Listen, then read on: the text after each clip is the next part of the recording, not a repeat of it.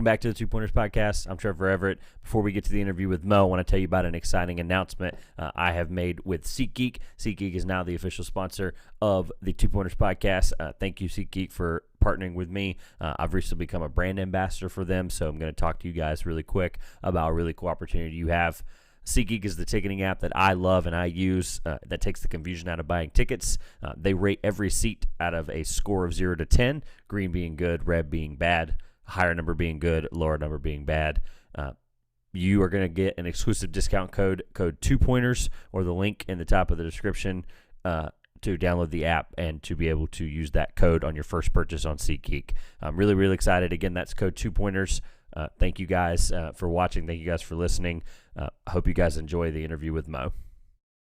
I'm super excited to talk to my guest today, Maurice Ager, Michigan State guard from 2002 to 2006. Giving me a few minutes here today. He did lead the Spartans to the Final Four his junior year, led the Big Ten in scoring as a senior, and finished with over 1,500 career scoring points in college. Was a first-round pick in 2006 to the Mavs.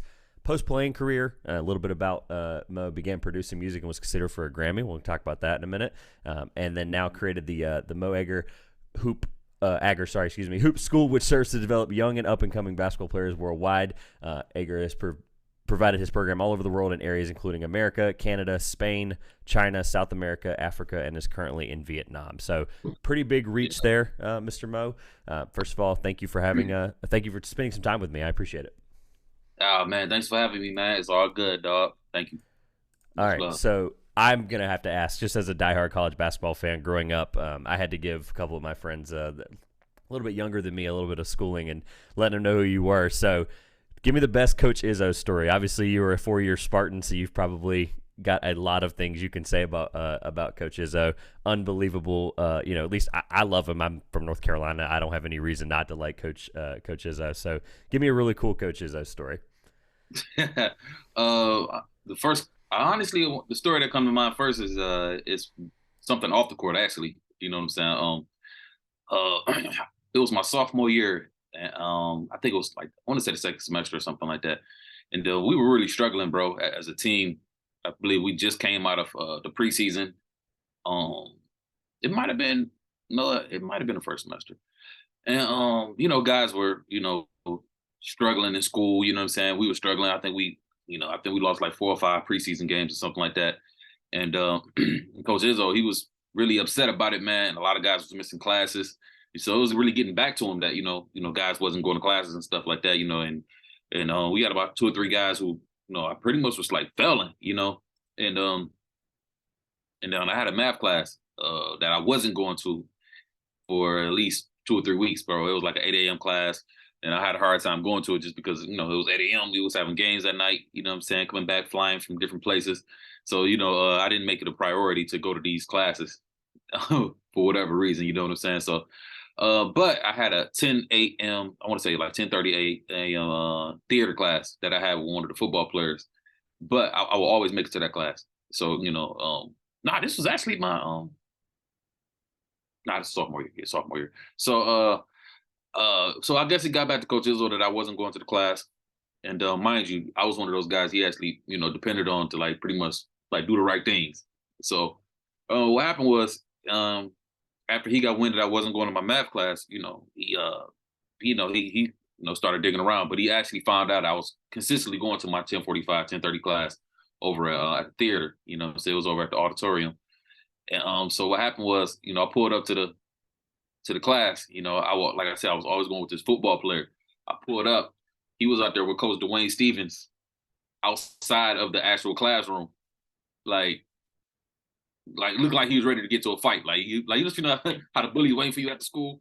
Izzo was outside of my classroom waiting for me. Meanwhile, this is Coach Izzo. You know what I'm saying? He's rarely just walking around campus. So, the students is walking by like, oh my gosh, Coach Izzo. And he wasn't necessarily in a happy mood. So they was trying to figure out what was going on. So, he got to my class before me. And then I'm like, hey, what's up, Coach? How you doing? He kind of pushed me a little bit. He just goes off. Like, what the? I thought you was one of my guys. You was one I was supposed to depend on. Like, he was so heated. His eyes started watering up. He's like, you were my guy. He like everybody's missing class. I depended on you. You don't want them on. And you're missing class too. And you're here with these bozo. because the football team had a bad reputation, man. Those guys always getting in trouble. So here it is, Coach Izzo, feeling like I was supposed to be the guy that was, just clean cut all the time, and I'm over here with a football player that's always, these guys always getting in trouble, fighting, going to jail and stuff like that. So it was funny to see like how people were actually like just dumbfounded because they never seen Coach Izzo outside of the basketball environment, and they saw him like yelling at me, screaming at me, going crazy, and and I was kind of it made me feel a bit sad, man, that I let him down in that way. But no, that's a story that was that nobody ever really hear about too much outside of the basketball stuff. So yeah, that was the first story that came to mind. There's I love millions it. of them. Can't just be a leader on the court. Got to be a leader off the court too, especially in his case. Obviously, being a big presence on that campus now for what is it now, 25 years. That's I love that. I love the dedication on and off the court, holding you guys accountable. The Big Ten, talking about coaches, obviously, the Big Ten was really competitive when you were playing, right? I think you made up for it. First of all, I want to say, the next year leading up to Final Four, good job there making up for it. But at the end of the day, it was all cool. We ended up going to like Burger King like right after that. I think I didn't even go to my theater class. I think we just kicked it, you know what I'm saying, in the car or whatever. And got it right. He's like, I promised your mom that you were going to graduate. So he really took it personally. That's when recruiting. Hey, that's when you really had to be serious with recruiting and you keeping guys 3 or 4 years. That was a lot more normal, and I'm sure that was something he really cared about. If he's sitting here telling your mom like, hey, I want to make sure that this guy is my leader for 4 years and can or develop into that and then actually fully graduate. That's why I like Tom Izzo. That's why I like hearing these stories and understanding what the kind of coach he was on and off the court. Talking about the Big Ten back then, I want to it's really competitive. It's even now like the Big Ten's just everybody's beating everybody on every given night. One thing I always like to think about whenever I talk to players is. First of all, shout out to Q Rich and Darius Miles. They always ask this question on their show. They're always like, hey, when you got to the league, who was the first guy to just bust you up, right? So in the Big Ten, I think the Big Ten was really, really tough for those couple of years. Who was the first guy who was somebody that was really tough to play in the Big Ten at that time? Oh man, without a doubt, it was Darren Williams, Luther Head, and D Brown. That's what I thought you were going to say. Sure, those guys were nice. Those guys were pretty dynamic, man. All of them were pretty tough. I think what made them great was the fact that they, all of them were pretty much combo guards. You know what I'm saying? Mm-hmm. That played great defense, played with a lot of heart. You know what I'm saying? So those guys were tough, man. I think we beat them one time out of my 3 years playing against them. We beat them one time, and that was at Michigan State. But they gave us a battle every night, man. That was hard, man. And, it could have won the national championship that year that we all went to the Final Four, but they fell short. But I'll have to say those guys right there. If I only had to choose one team, I would definitely choose Illinois for sure. Yeah, that you mentioned the Final Four that year. Obviously, that was a pretty loaded Final Four, and then Carolina ended up being a team that was going to win that national title. And then 4 years later, I'm a North Carolina born boy, so I love this whole tobacco red basketball era. But Big Ten's good, man. I always like to get an understanding of who was good back then. I like that Illinois choice with Darren Williams and those guys. Yeah. So in terms of the your playing career and things like that, right? Your first round pick to the Mavs. What was it like? Walk me through, that first, you get drafted, right? Mark Cuban's the guy you make, I don't know if I'm assuming Cuban was on the phone, right? Hey, we'd like to right? I think Carlisle was there at the time or just before. But walk me through that moment. Like you're on the phone with more, one day you're playing for Coach Izzo and you're, making Final Fours, 1,500 career points. And the next thing you know, Mark Cuban's on the phone in the NBA draft. Like, just walk me through that moment. Yeah. Man, that was an incredible moment, man. Obviously, because you spend your whole life wanting to make to the NBA, man. That was always a dream come true for me. You did, like ever since I was a child, I made my mind up early. So to actually, get to that point, just to be sitting in that green room. I remember watching Stephon Marbury when he got drafted in '96, and I believe this was the first time I was in seventh grade. Seventh grade. This was my first time ever seeing someone cry because they were so happy. And I remember like literally I cried myself because I felt the energy from Marbury, and coming from where he came from, you dig, and then just coming from the city in general. So at that time I was like, damn man, I would love to be able to have a moment like that, to experience what it means to be so happy that you just, cry from joy. So we used to cry from getting our ass whooped or something from our parents or get in trouble or something along those lines. But to see somebody actually cry from something that was actually um as joyful as getting drafted, going to shake David Stern's hand, and that was an optic that I never forgot about. So when I finally got there, man, it was just one of those things I wanted to cherish. So being able to get drafted in the first round, going up there and shaking my head, yeah, no, I did the exact same thing, man. I actually broke down in tears myself, man. Cried like a baby, man, just because of the, all of the years, bro. It just all came together, and I felt that moment. So, um, being drafted 28, it was a special thing. Dallas became a second home for me, and like I said, man, going up there, shake his hand. You go back in the back room. I'm on the phone with. I didn't actually talk to Mark Cuban at the time. I talked to Mark. I'm sorry, Avery Johnson. I flew out the next night. Actually, I was in New York, so I had to go party with the homies. You know what I'm saying? Had a nice little night out, Of course. and did my thing. And ran into a few guys. And Carmelo Anthony was one of the guys who congratulated me. CP3. Um, and then the next morning, man, still hungover. Took the limousine to the airplane. Ah, shit, man, yeah, I was definitely hungover. It was like, yeah. Flew out to Dallas, threw on a big old sports coat. If you could look up Maurice Ager and Mark Cuban, you're gonna see online with me with the biggest blazer on. I mean, I don't even. It looked like I had on Eric Dampier's sport coat or something, man. It was so freaking huge, bro. So, at the press conference, it was a wonderful thing, man. Yeah, and I'm grateful for the moment, man, for sure. And I hope every young child who has that dream, can make that dream come true in the same manner or their own fashion, that is. But yeah, man, it was definitely a wonderful, wonderful one, man. It was a great night. Never forget it. I love it. Yeah, it's one of those moments, especially that you mentioned the shaking the commissioner's hand. Like that's a moment guys talk about. That's a moment guys 25, 30 years after being drafted, they're like, that was the moment that was just like sealed the deal. It was like, all right, I made it. This is it. Like I shook that, work's not done, but I shook David Stern's hand. Rest in peace, David Stern, of course. But Yeah. just understanding like that moment. Obviously now you're, you were on the Mavs, obviously under, like I said, I mentioned Cuban, and then you're part of that Nets deal that acquired Jason Kidd. So you played with a lot of good teammates. Who was your favorite teammate that you played with? My favorite teammate, Or guy you had most fun playing with, maybe? I don't know. However you want to answer that, it's up to you. you know what? I would have to say my favorite teammate was Sagana Diop was my guy. You know what I'm saying? I believe me and him got along very well. We still cool to this day.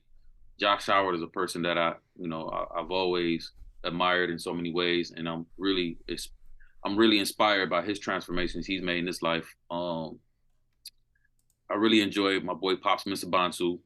And we just talking about the NBA, of course. Yeah. Yeah. Who else?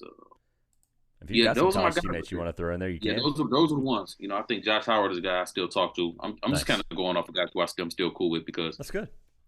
basketball is a union and the NBA is a brotherhood for life.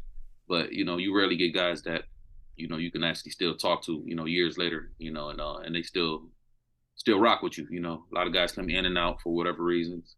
But guys like Josh Howard, Sagana Diop, those guys are people who I can always hit up. They always go tap back in with me. So I would definitely say those guys right there, man. Pops Mr. Bonsu, man, he's doing his thing with basketball in Africa. He's over here, making a difference. So, yeah, those were my guys. I'm sure I can name a few, but a few other ones. But I really enjoy playing with those boys. Yeah, I think a lot of people. I think the name Josh Howard might slip a lot of NBA fans' minds, but man, he was good in his day. I really enjoyed watching Josh Howard playing with Dirk and some of those teams. Right. Talk He's from about your neck of the woods, right? I believe so. There's a lot of guys from North Carolina. I start losing where people are from, and I Yeah, mean he it's a went to good Wake problem to Forest. have. That's right. I remember the Wake Forest time. Is he from like North Carolina too? That would be really Yeah. cool. Winston Salem. Wow, yeah, he grew up in Wake, and Wake got him. That's good. That's a hometown recruit. That's awesome. Yeah. Thanks for the reminder there, because honestly, I knew he played at Wake, but man, it's just cool. Like the whole, basketball's a rich state here, or North Carolina's a rich state when it comes to basketball. So you So get man. lost in some of like, oh yeah, that guy did play here or was born here, or yeah. Yep. So you mentioned them, some of your teammates making a difference. Obviously, we'll talk. I'd like to, just pivot to that because that's something I wanted to talk about here. I had it towards the end, but I wanted to make sure we talked about. You mentioned you are making a difference as well, right? You mentioned, or I mentioned at the top, the hoop school that you created that's been featured in many countries, and you said you're from looking it up at least currently in Vietnam. So tell people about what's going on with that and how you're impacting the basketball community. Yeah, man. I created the Morgan Hoop School back in 2013 when I was still living in LA.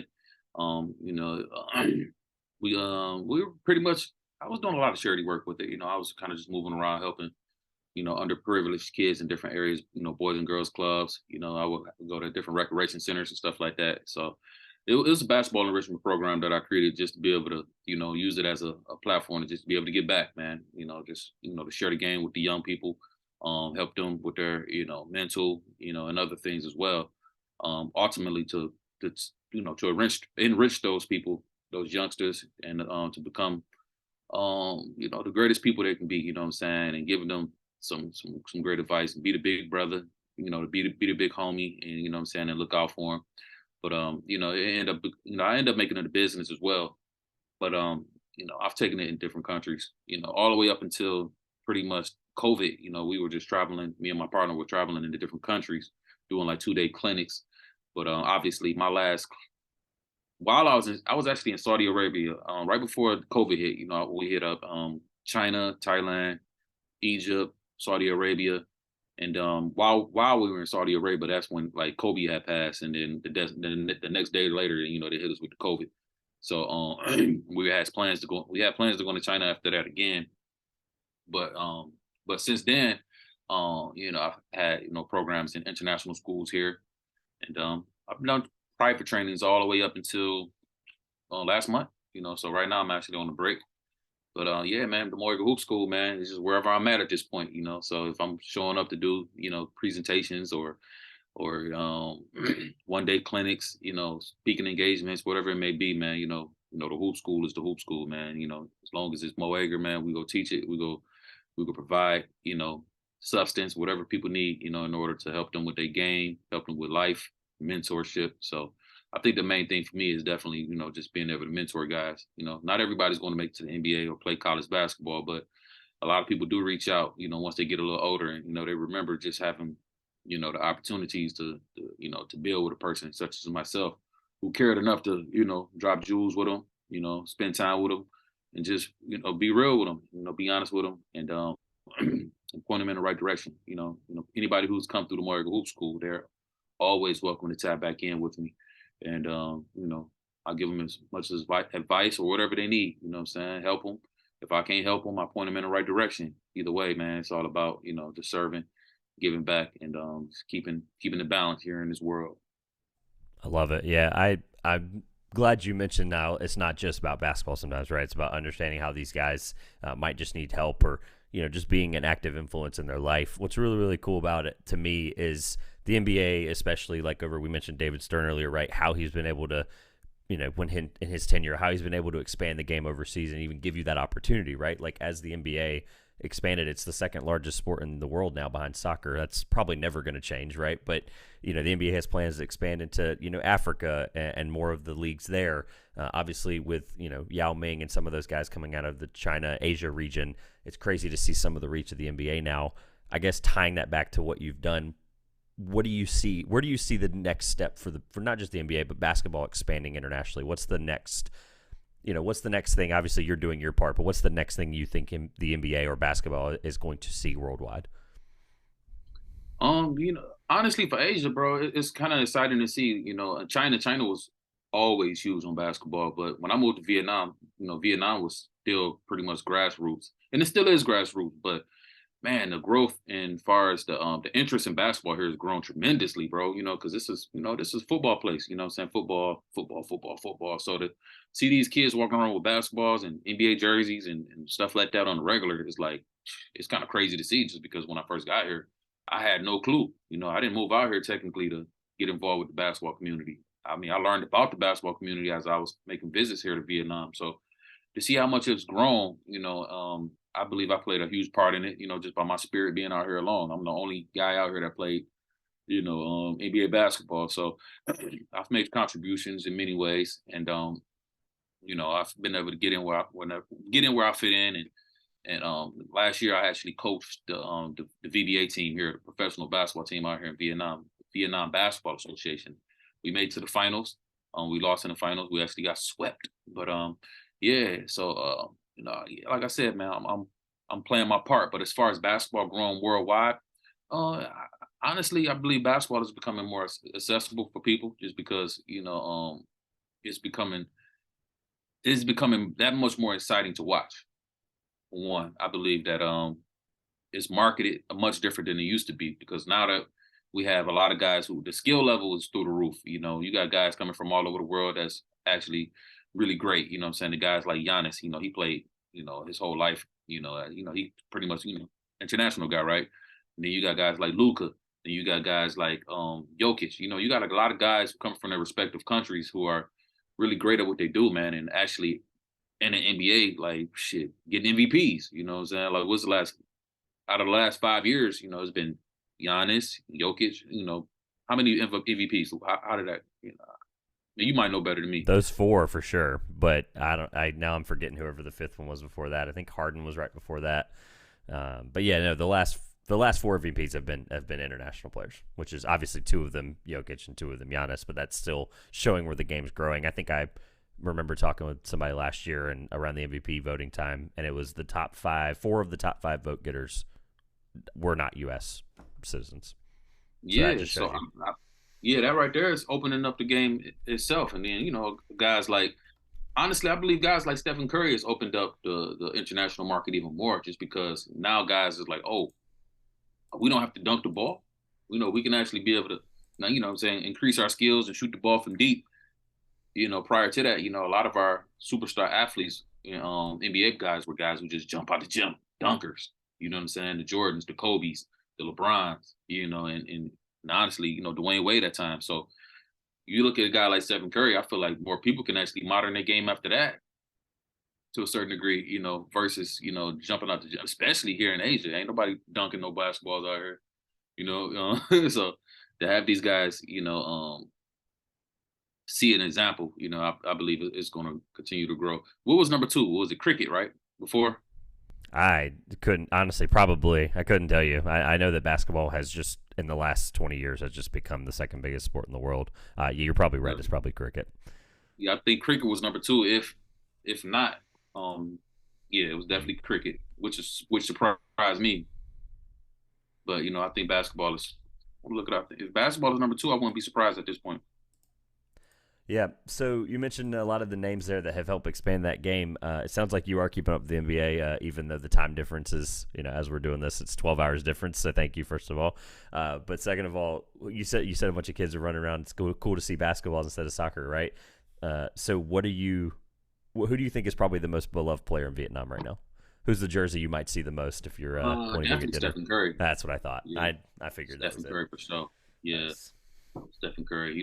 They've been winning. They won the championships and stuff like that. So Stephen Curry is definitely going to be that guy for a while. I go to the mall. I'm going to see Under Armour stuff. Steph Curry. Uh, but in China, obviously Kobe, LeBron is big over there. KD. Nice. Yeah, Yeah, I, James I know Harden is that. pretty big over here too, man.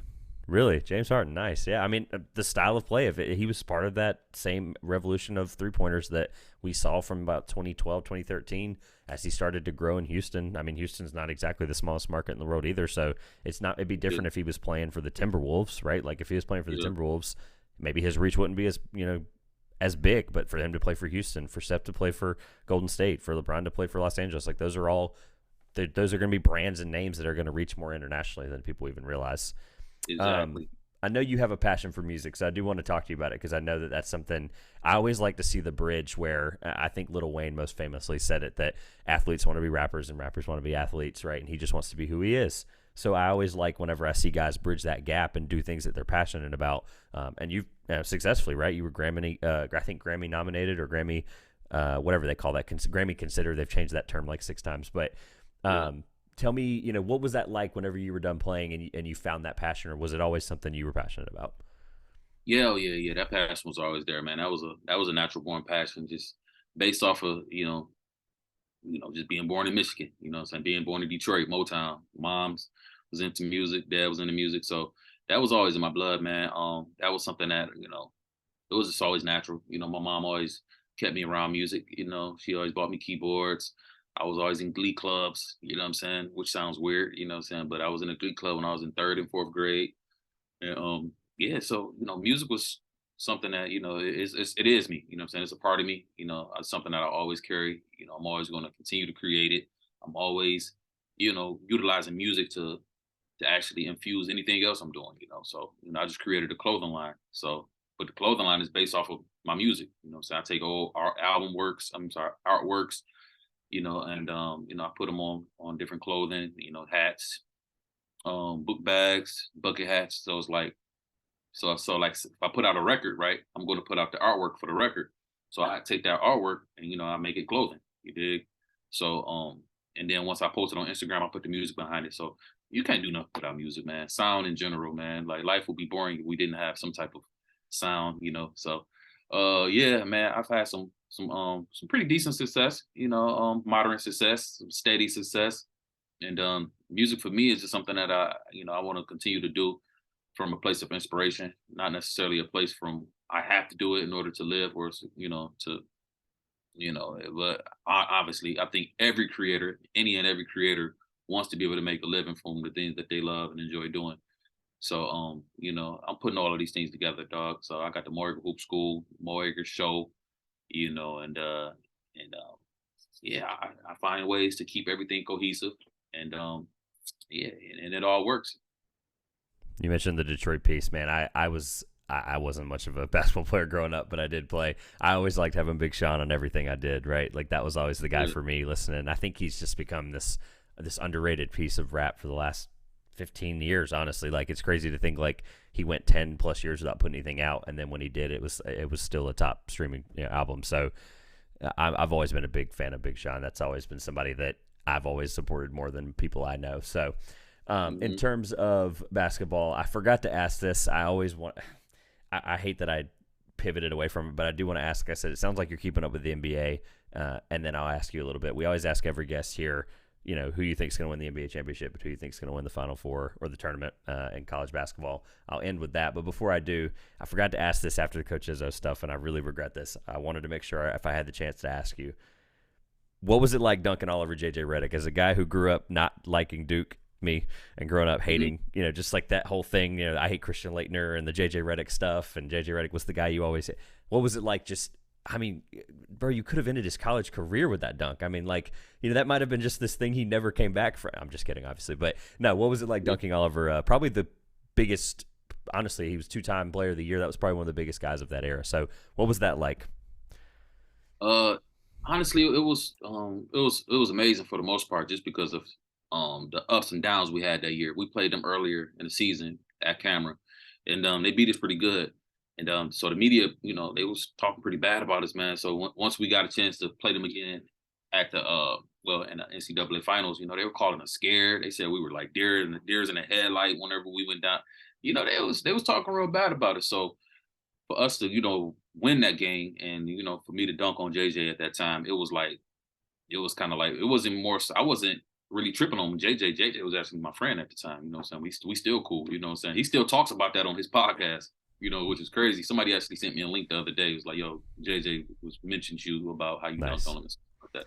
I know Draymond Green was on his podcast. They talked about it, but it wasn't me dunking on JJ. It was more so me just dunking on the media. You know what I'm saying? It was dunking Nice. on the whole aspect that, Duke had our number, which they do. Let's be clear. Duke is, is the Duke is Duke. Like, love them or hate them. So it was more so just dunking on the whole world. You know what I'm saying? Anybody who doubted us at that time, and then when it happened, I didn't know who was there. You know what I'm saying? I found out later on it was JJ. You know what I'm saying? I So love it. um, it was good. It was a great moment, bro. It was one of those moments where it followed me throughout my life. It's still here. People talk about it every single year, and even he talks about it. But nonetheless, man, I would like to say one thing about JJ is the fact that I'm loving how he transformed himself. Not only now, Absolutely. but I watched JJ make a transformation at a very pivotal time in his life. I don't know if anyone noticed it, but it was times where he was a little bit overweight. He seemed like he wasn't taking life as serious. But I saw him actually develop into a very in tune individual. You know what I'm saying? He seemed like he started really studying himself. You know, he started studying and reading. He became a more studious individual, and I saw that this was like during NBA times, like early on, like when maybe say, you know, around 2008, 2010. I was actually paying attention to his growth as a person, and I saw him go from one thing to another. You know what I'm saying? Because I played with him on the USA team in 19 and under. And me and him used to always talk about music and stuff like that. But JJ is a wild boy. So I'm more impressed with the fact that he was able to, transform his life. And then, you're looking at him now, he's really standing out doing his thing with the ESPN gigs and his podcast. So that was dope. But nonetheless, man, I might put that on a t-shirt on a clothing line. So be looking out for that. I'm sure he'd buy one. He seems like that kind of guy that would rep it and support it for you. You mentioned JJ, like he's such an interesting, like you mentioned the transformation, like in 2008, 2010, like really getting to see his career kind of, get put on like a Magic team that had Dwight Howard and had to completely go from being the guy at Duke to changing how he was as a player. And he's very transparent. He was, like I said, on Quentin Richardson, Darius Miles' show, Knuckleheads, and he talked about some of that stuff and how he really had to change his routine. His off seasons were harder than his seasons because of the kind of work he was putting in. And then you mentioned like some of the transformation stuff towards the, I noticed it towards the end of his career. And then he recently talked about it, how with the bubble, right? He was unfortunately part of that bubble experience, it sounds like, and having to be away from his family for 9 months. And he kind of realized like that was kind of like a changing moment for him. He got to see him 3 times in 8 months and really get to understand what his next path was like. Just basically you couldn't leave your apartment. You couldn't leave the locker room. You couldn't leave the court. And that was the 3 places you could be. And for him to go through that and just be like, okay, this is it. This is how I'm going to transform my life and be a positive influence for the media. Like he doesn't matter who played or who with him against him, doesn't matter. He is very honest. I will give him that. Like he's like, hey, why are we talking about LeBron this way? Why are we talking about KD this way? These guys deserve their respect as all-time greats. So talking about the NBA, who is your favorite player to watch right now? And then we'll close up with the 30-minute here. Close up with the championship picks for both leagues. My favorite player to watch right now,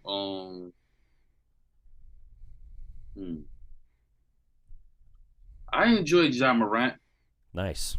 I think that sometimes all the dancing is a bit corny sometimes, but I enjoy him as a ball player. I love his mentality. I love the way he's actually attacking guys. I enjoy watching Kyrie. I enjoy KD. I enjoy watching LeBron still dominate at this stage in his career. I enjoy who else?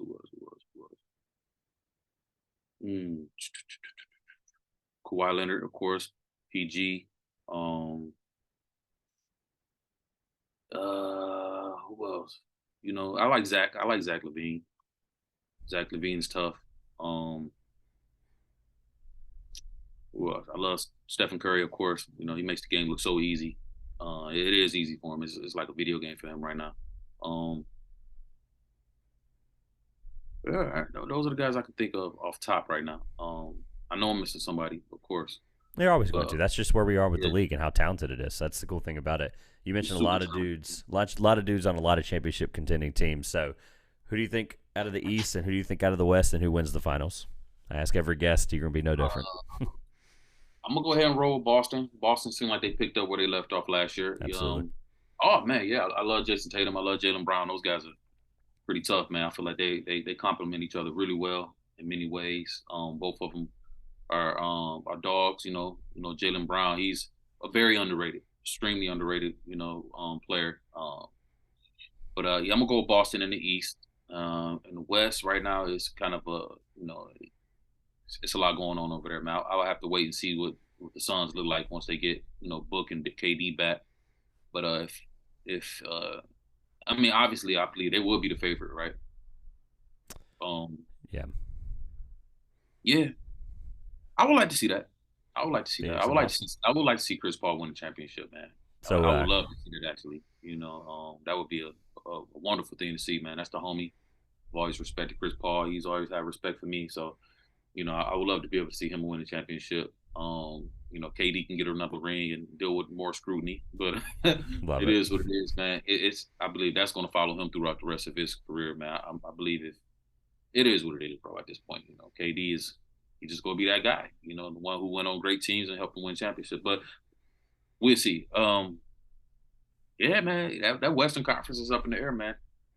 Yeah, it's a Western bloodbath. The Conference. one thing you normally the 6 months or less guys don't cohesively make it, a run at a title most of the time. But then you look at like the upper echelon of there's obviously the top 15 lists of all time are pretty subjective, but for the most part, there's only been 6 players that are in most people's top 15, top 20, and that have been traded in their prime or near their prime.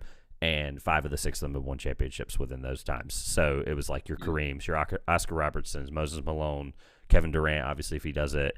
There's a couple others. Shaq was another one, won it in Miami. So there's a couple of them there that, these are top 20, top 25 all-time players that have been traded and then won a championship very quickly. So it can happen. yeah, Obviously Boston would be a really tough matchup, but I think it'd be really, really fun. In terms of the tournament for NCAA, obviously you were a college player at Michigan State, so your Spartans look like they're going to be in, look like they're on the right side of the bubble right now, and as we've seen before, especially with North Carolina last year, your seed doesn't really matter. You can make the Final Four or the championship game in North Carolina's case from any seed position, but where do you think they finish, and then who do you think wins the national title? national title this year. Man, I can be honest. I haven't really kept up this much this year. I'm just have to go ahead and just go with Michigan State, just out of default, just because I haven't watched a lot of college basketball this year, bro. I You like know, it. Appreciate the honesty. Houston's yeah, my I gotta pick. be real. Houston's been unbelievable, and they are the home city. And why not, right? Like why not have the home team pull it out in their Yeah. home stadium? So it'd be kind of cool. All right, I appreciate the time. At the end of everything, obviously, people always get a chance to plug anything you've got going on, socials, things I can put below in the description as well. Just where people can find you, what you're up to right now. First and foremost, man, I definitely want to shoot a condolence to Michigan State and what happened 2 days ago up there with the shooting, man. I pray that Thank you. the people up there actually, find healing partners and people that can help them during this very difficult time at Michigan State. Man, I know it's going to be very, very difficult to make that transition to get back to school and stuff like that. So I don't know if I really don't feel like they should rush to send kids back. I feel like they should, kind of let this, which is a difficult thing to say, just because a lot of guys are from out of town. A lot of people are from out of town, so it's like I'm really interested to see how they help the campus heal from this tragedy. You know what I'm saying, and for them to feel safe moving forward. So condolences to Michigan State for sure in that regards. But for me, man, right now, I just dropped a new album called Mo Ager Show Premiums. It's out on Bandcamp. The links are in my bio on my Instagram. So my IG is Mo Ager, Moeager. Make sure you follow my other accounts, Mo Ager Show, Mo Ager Show Apparel. They're also in my bio. Um, I actually created a detox, what you may call a detox drink, which is a cleanser, a daily detox cleanser for people who are looking to, cleanse their body up, cleanse their systems, and they're looking to go on a health journey. So it all starts with a cleanse. But it's a free program. So if you guys want to tap in with me and get more information on how it works, hit me up on Mo Ager, Moeager, and I will gladly walk you through it, consult you through it, and help you on your journey and cleaning yourself up because it's cleanup time. I think this is a very important time to make sure that body is strong because we're going through many changes in the world. So it's very important that your body's strong, right along with your spirit, right along with your mind. So tap in with me there. I got the music, which is good for the soul, You know what I'm saying? Music is one of those things that it's a preference. I know we all have our own preferences in our music, but I got the music for you, and I got the clothing for you, and I got the cleanser for you. So I'm trying to hit on all cylinders, man. So make sure you tap in with me, support everything that we're doing over here. The YouTube channel is Mo Ager Show as well. It's growing. I just started doing my live builds over there. I have guests every week, so it's going to be good, man. So I'm just trying to play my part and serving, helping as many people as I can, efficiently as I possibly can at this present times, especially with the digital age. And I'm excited about everything moving forward. I appreciate you having me, man, and thanks again for just bring me on, bro. Thank you. Awesome stuff. I'll get everything put together, and it'll be all linked below so people can find it. No problems. For sure. Thank you for coming today. I appreciate the time, and look forward to having you back sometime. Absolutely, man. Good luck with everything, bro. Thank you. Thank you to Mo for the interview, talking a lot of really good things with Coach Izzo, his basketball playing career, music producing, what he's doing now charitably over in Vietnam. Again, shout out to Mo for coming on, spending a few minutes with me, even a little longer than we had talked about. So at the end of this episode here, I'm going to talk to you guys about my Sweet 16 potential picks, or just who I think is going to make the Sweet 16 and some of the major conferences in college basketball. Figured I'd stick with the college basketball theme after talking to a college basketball legend. I'm going alphabetically based on the ESPN's college basketball standings, but I'll give you guys who I think has the Sweet 16 potential from a lot of the major conferences. I'm going to just pick the conferences that I think it makes the most sense to talk about. Like the ASUN, for example, I think Liberty, led by Darius McGee, I think can absolutely make it, but it's going to be tough because it depending on where they are in the standings and who they end up matching up with. Obviously, they're going to have to win their conference. Don't get me wrong, I do think in the ASUN that Liberty can win, but and make the Sweet 16, but it will take a little bit of falling together here. The American East, right now, Vermont leads the conference there at 9-2, so nobody there worth at least mentioning Sweet 16 potential. In the American is where it starts to get fun. I think Houston has the biggest potential. Obviously, I picked Houston to win the national title over the last couple of weeks. Well, actually over a month now. I do think Houston has the best chance in the American to make the Sweet 16. I think Tulane does, but I think it is going to be tough because of the style that they play. They also don't have any major wins against top 25 type opponents, so we haven't seen that yet from Tulane. So I don't know. It's a tough conference. Obviously, I think if they win and make it to the championship game of the American, I do think that they get in. Regardless, I think they're on the right side of the bubble right now. But I do think Tulane, Houston for sure, Tulane I think does have a chance to make the Sweet 16 in that conference. I don't think there's anyone else, unfortunately. In the A10, the A10 has been kind of up and down and weird this year, but I'm going to pick Dayton as my Sweet 16. By the way, there will be multiple, just haven't gotten to any conferences that I think have multiple. That's nothing against VCU. I just believe in Dayton and the leadership and the ability of Deron Holmes. I do believe that Dayton has a team and a roster built to make the Sweet 16. The A10, obviously VCU, like I said, I could definitely see, but Dayton would be my pick out of the A10 right now. The ACC, oh, how fun, right? A conference that historically has been very, very good. As of right now, it's not. Obviously, you've got your bottom feeder teams there like Louisville, Georgia Tech, Notre Dame, etc. I think anybody from Wake up, so Wake, Duke, NC State, Clemson, Miami, Virginia, and Pitt can all make the Sweet 16, but I'm going to give you my realistic picks. Obviously, I think Pitt has proven it for long enough now. They're 12-3 in conference play, 19-7 overall. I do think Pitt has the potential to make the Sweet 16. Virginia, defensively, they've continued to be a monster. They held the ACC's highest scoring team at the time at NC State, who averaged 79.5 points per game, held them to 50 in Charlottesville, so that's obviously a very defensive prowess team. Miami, I got to see live in Chapel Hill the other night, Monday. Number 15 Miami came into Chapel Hill, and despite some crazy calls on either direction, and despite some inconsistent shooting from North Carolina, I guess as we'll call it politely, but Miami did go in there and get a big win, and then they throttled Duke in Miami. So Miami is capable of going back to the Sweet 16. Last year they were an Elite 8 team.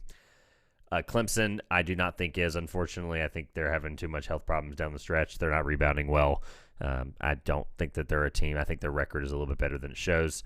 NC State at 10-6, I do believe is a Sweet 16 team. I've talked about them plenty as a homer, but NC State is built with really good experienced guards, and March do win games in March Madness, so I think that's very, very important. And I do think Wake Forest is the other team that has potential. Again, really, really good guard play. They are going to have to shoot really, really well, just like they have in the last couple of months. That is the team that keeps themselves in when they're making the three ball. And no, I do not think Duke has Sweet 16 potential. All right, going down into the Big 12, the team that is at an absolute slaughterfest. Texas Tech got a big win at home against Texas the other night. Don't think that matters for them. That's 3-10 in the conference. Texas Tech, Oklahoma, West Virginia are all not making the tournament, in my opinion. But from there up, TCU, Oklahoma State, Kansas State, Iowa State, Baylor, Texas, and Kansas are all in the tournament. I think TCU has Sweet 16 potential. I think Kansas State, Iowa State, Baylor, Texas, and Kansas all have Sweet 16 potential because of the just grueling schedule they've had to endure in the Big 12 and some of the talent there, as well as just the way the teams are built. Obviously, Kansas is just completely talented and reloaded just like last year, and then every other team in that conference has some type of lead guard that's going to help them make that Sweet 16 type run. I do think Kansas, Texas, Baylor, Iowa State, Kansas State, and TCU. I'm out on Oklahoma State as of right now. The Big East. The Big East is next. We're going to keep rolling. The Big East is going to be made up of, right now in the tournament, Marquette, Xavier, Providence, Creighton, and then out after that is Seton Hall, UConn. Does UConn? I guess UConn does get in right now, right? I guess Seton Hall would have to know. 9-7 in conference, just ahead of UConn. UConn's a top 20 team. Jeez, this is kind of a cluster. I think Marquette, I think it's just based on my predictions alone. I think Marquette is definitely a Sweet 16 team. Xavier definitely is. Providence has shown me all year. They've continued to be consistent, that they're good. Creighton can beat anybody on any given night, and I'm going to give it to UConn. I'm going to have 1, 2, 3, 4, and 5 tournament teams, regardless of what Seton Hall does. I do think those 5 teams can make the NCAA tournament and make the Sweet 16. In the Big Sky, I don't particularly have any team right now. It's led by Eastern Washington, so unfortunately for the Big Sky, that's not going to happen. The Big South, I think UNC Asheville, it's a long shot, don't get me wrong, but it's my preseason pick out of the Big South. Made that a couple months ago. Very proud of UNC Asheville and Drew Pembroke and all of those guys, or Drew Pembroke, all of those guys. So UNC Asheville's been a really, really good team in the Big South, winning consistently, 12-2 in conference, 20-7 overall. They're going to make their tournament hopefully interesting. Radford's going to be really good there, Longwood. I do think UNC Asheville does make the tournament out of that conference, as well as I do think they have a long shot Sweet 16 potential, but I do think there are other mid-majors that have better chances, and we'll talk about that. Oh, boy, the Big Ten. Oh, what are we going to do with the Big Ten, right? Minnesota, Ohio State, Nebraska, Penn State, I just don't think they're in. Wisconsin, I don't think they're in. Michigan, I don't think they're in. Rutgers, I think they're on the wrong side of the bubble right now, 16-10. And then you have Illinois, Maryland, Iowa, Michigan State, Indiana, Northwestern, and Purdue. Shout out to Northwestern for knocking off Purdue and dropping them down to 3 in the country. I do think Sweet 16 potential teams, you have Purdue, Northwestern, Indiana, and Michigan State. I don't believe in any other team below that. And too inconsistent from Illinois and Maryland. Iowa, I don't think the offense is firepower enough, unfortunately, and then every other team won't make it. So Purdue, Northwestern, Indiana, Michigan State are my 4 Sweet 16 potential teams in the Big Ten. The Big West is currently led by UC Santa Barbara, so 20-4, really good conference here with Hawaii at the top with a pretty good record. UC Irvine, UC Riverside. I'm out on all of these teams making the Sweet 16, unfortunately. The Colonial has been an insane conference this year. You have 13-2 Hofstra, 13-2 Charleston, who was previously top 25 ranked, who at one point was a one-loss team. You have the 10-4 in conference UNC Wilmington. Shout out to the Seahawks down there in Wilmington, North Carolina. They are 10-4 in conference. They're 20-7. Charleston 25-3, 20-8 Hofstra leading the conference. Towson below them, absolutely keeping their stuff together at 9-5. But one of these 4 teams is going to make the Sweet 16. Obviously, I'm going to go with Charleston as the easy pick. I think they're going to win the Colonial against UNCW in the final if that happens, and then Charleston is the Sweet 16 team. Had a chance to watch them this year. Unfortunately, couldn't get down to that game in Wilmington, but Charleston is built with three-point shooting and defense, so I think that's going to be able to beat anybody in the NCAA tournament. I really do value what Charleston does. I think they were a deserving top 25 team, so I think they are the Sweet 16 pick out of the Colonial. Conference USA has another really cool story.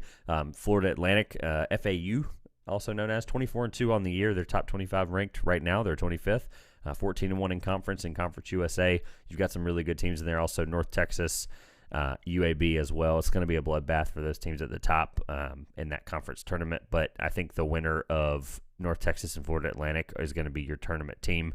Obviously, I think UAB can get really hot with their guards there.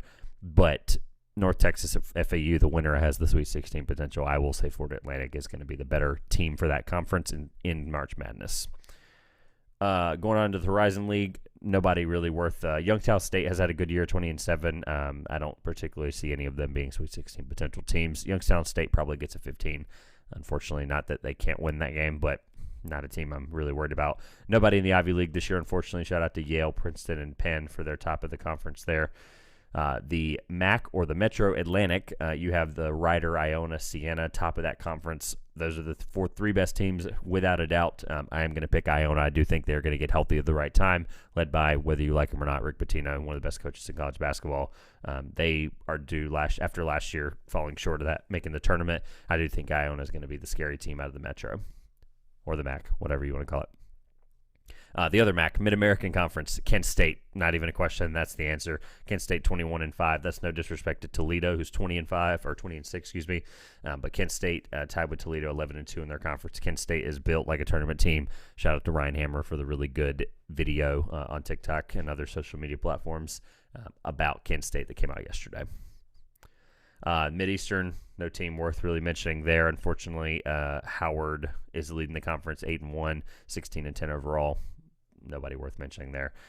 Drake is my team because of Tucker DeVries. Tucker DeVries has had an unbelievable year. He's looked like an NBA prospect. Don't get me wrong. Coleman Bradley has looked really good also in their conference at 12-4, tied with Drake. But I think Drake has the guy. Sometimes you just need a guy like Tucker DeVries, and I do think he's going to, if they make it to the Sweet 16, he's going to be the one that carries them there, has a really, really good run, versatile two-way player. I do think Drake is the team out of the Missouri Valley Conference. Oh, the Mountain West, the team that keeps Ryan Hammer and I up at night. Obviously, you have your bottom teams, Wyoming, Colorado State, Air Force, UNLV, Fresno State, New Mexico.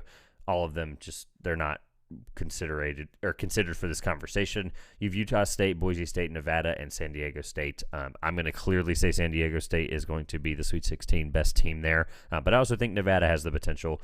They are a really, really good offensive team and can beat just about anybody in this conference, like they have 10-3 in conference play.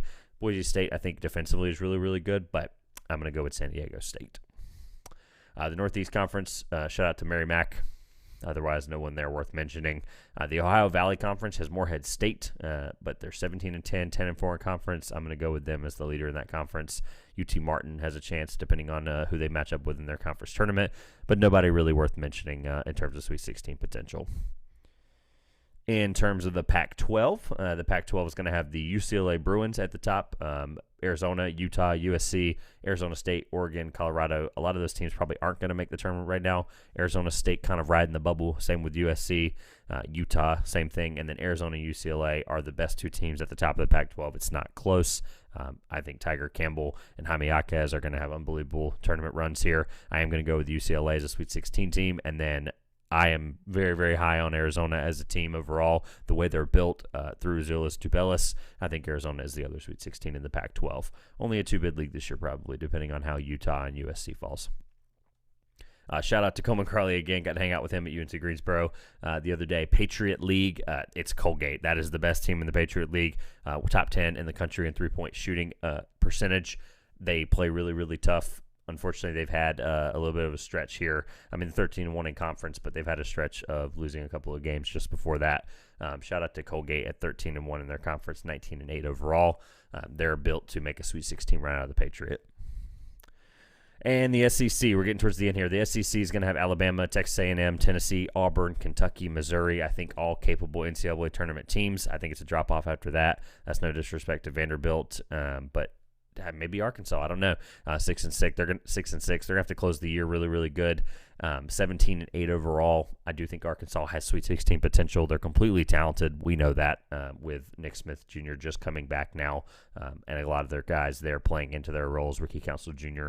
Has led them really well while he was gone. But Alabama is a Sweet 16 team.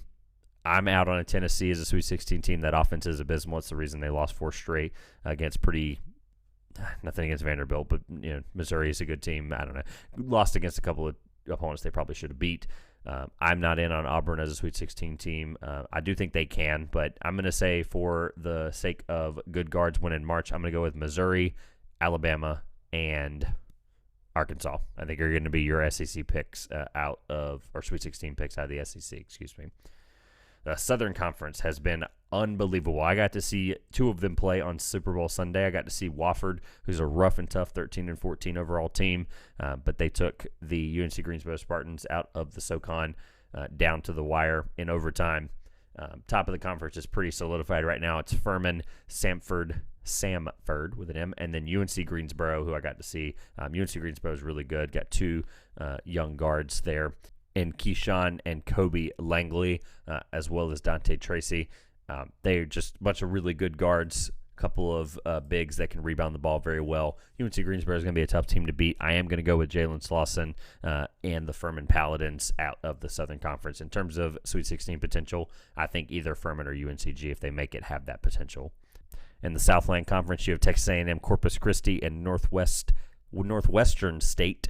Shout out to Hansel Emmanuel out there in Louisiana. But Northwestern State, I think, is going to be the team that wins this conference. I don't think any of them have Sweet 16 potential, however. In the Southwestern Athletic Conference, right now your best team is, well, conference-wise, it's Alcorn State at 11-2. I think Grambling is the team that comes out of this conference at 10-3 right now, 17-8 overall. They're the best team out of the Southwestern Athletic Conference. In the Summit League's been an unbelievable conference this year with Oral Roberts at the top once again, 14-0 in conference play, led by Max Asmus and Connor Vanover. The 7'5", 7'4". He's a huge guy, rebounding stretch big for them, as well as North Dakota State having Grant Nelson at the top there. And then South Dakota State is another top team in this conference. I do think Oral Roberts is going to make the tournament unless they fall to one of these teams like South Dakota State or North Dakota State. That would be the only reason that they don't win their conference in that conference tournament. Oral Roberts is the best team, and it's not close. They do have Sweet 16 potential completely. In the Sun Belt, also known as the Fun Belt, you have the Southern Miss, Louisiana Raging Cajuns, and Marshall Thundering Herd at the top very easily there. I do think Sweet 16 potential is tough because I think Marshall is a very physical team that can beat some people that maybe are not exactly the best shooting team. I do think they'll be able to take advantage of that, get out in transition. I don't think any of them are Sweet 16 potentials, and I am going to pick Marshall as the pick there, even though Southern Miss and Louisiana have looked really good.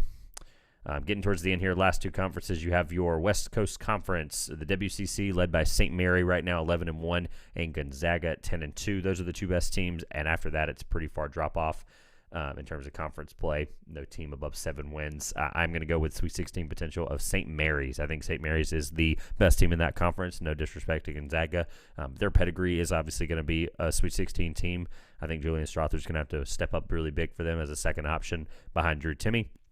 I do think St. Mary's is the Sweet 16 team there, and I'm going to give Gonzaga the bump because of their pedigree, and I think they're talented. But St. Mary's is the clear-cut Sweet 16 team. I also think they win the conference tournament. And lastly, Western Athletic Conference, you have the Utah Valley Wolverines at the top. They're 11-2. I do think they win the conference. I don't think anybody in this conference, unfortunately, has that potential to make the Sweet 16. So, obviously, you're probably thinking I probably named more than 16 teams. Obviously, I think there's plenty of them that can. But I just gave you some of my best teams in March Madness towards the end of the season here in mid-February. So if you enjoyed what you heard, feel free to subscribe, like, comment below anything you might have thought, maybe your team's Sweet 16 potential, or maybe who's going to win your team's best conference. Don't forget, at the top of the episode, you heard the interview with Mo. Feel free to subscribe, like all of his stuff down below, as well as don't forget that SeatGeek is the official sponsor and partner of the Two Pointers Podcast. $20 off your first order at SeatGeek, code 2Pointers. Link in the description to download the app. I do want to end with this. I do have a really exciting announcement. I have a Playback.tv stream of the NBA Saturday All-Star Game festivities. You'll see the skills challenge, the dunk contest, and the three-point contest. Those are going to be coming. The link will be in the description below to sign up to be able to watch Playback. There's 3 easy steps you'll see there to get signed in. I recommend using a computer. You'll be able to watch the game with me live in that app. You'll sign in your TV provider. We'll be able to watch and have fun and talk basketball. I'll bring you guys up on stage. I'll have a lot of different guests as well to talk basketball. We're going to talk about our predictions for the three-point contest, the dunk contest, what can be done to improve it potentially, as well as just have some fun, hang out together, and be able to watch and listen to the NBA together. So click the link in the description below to join Playback.tv, link up your TV provider, and be able to get started with that. I look forward to seeing you guys Saturday evening. I know that's a lot of stuff plugging in at the end. Super exciting things and changes coming for the show here. Thank you for all the support over the last couple of months. A lot jumbled up together there at the end. Again, thank you to Mo for coming on. This has been the Two Pointers Podcast. I'm Trevor Everett. Thank you for your support.